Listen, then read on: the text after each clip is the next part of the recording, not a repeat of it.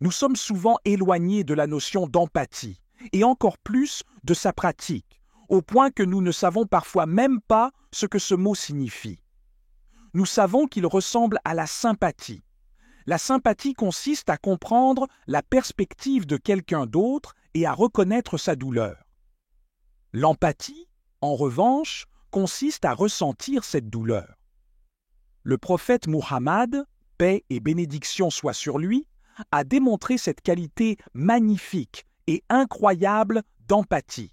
Je souhaite partager rapidement quelques exemples de cette empathie envers différentes personnes. Peu importe qui ils étaient, le prophète, sallallahu alayhi wa sallam, montrait toujours de l'empathie. Par exemple, Ikrima, le fils d'Abu Jahl, un homme qui avait déclaré la guerre au prophète, sallallahu alayhi wa sallam, aux musulmans et à l'islam.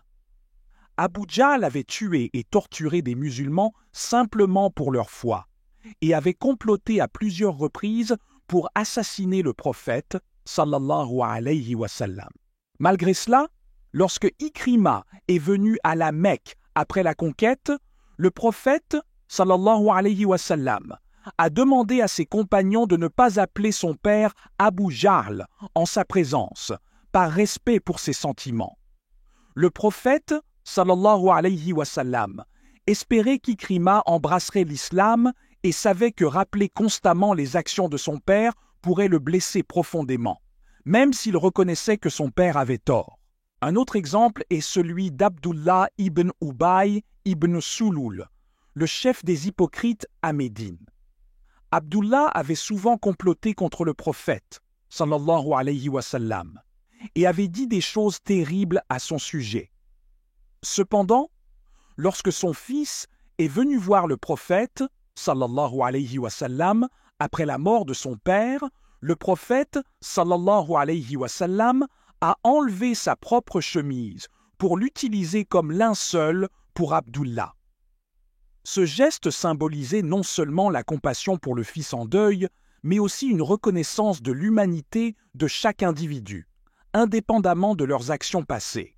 Le prophète, sallallahu alayhi wa sallam, a également montré de l'empathie envers son petit-fils Hussein, qui bégayait sévèrement. Lorsqu'il parlait, le prophète, sallallahu alayhi wa sallam, l'écoutait patiemment et avec un grand sourire, transformant une situation potentiellement gênante en un moment de soutien et d'acceptation. Hussein avait un bégaiement si sévère qu'il lui fallait beaucoup de temps pour terminer une phrase. Malgré cela, le prophète, sallallahu alayhi wa sallam, ne l'interrompait jamais et lui accordait toute son attention, montrant ainsi à quel point il valorisait chaque mot de son petit-fils. Il a même transformé ce qui pourrait être perçu comme une faiblesse en une force, en disant que Hussein avait hérité ce trait de son oncle Moïse, qui était également un grand prophète. Enfin, une histoire touchante concerne Bachir, un compagnon du prophète, sallallahu alayhi wa sallam. Lorsque Bachir est mort au combat, son fils a pleuré en réalisant que son père ne reviendrait pas. Le prophète, sallallahu alayhi wa sallam, l'a pris dans ses bras et lui a dit qu'il serait son père et qu'Aïcha serait sa mère, montrant ainsi une profonde empathie et compassion.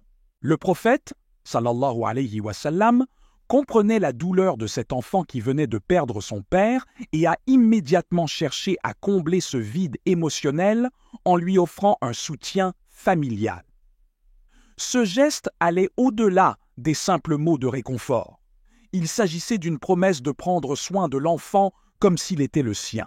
Ces histoires illustrent comment l'empathie embellit le caractère et la conduite d'une personne, et comment cette qualité était centrale au caractère prophétique.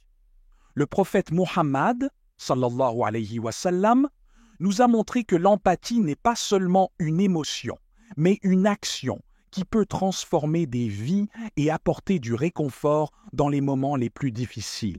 Ô Allah, nous te remercions pour les enseignements précieux que nous avons partagés aujourd'hui. Accorde-nous la capacité de pratiquer l'empathie et la compassion dans nos vies, comme nous l'a enseigné notre bien-aimé prophète Muhammad, sallallahu alayhi wa sallam. Aide-nous à comprendre et à ressentir la douleur des autres et à agir avec bienveillance et amour. Amin.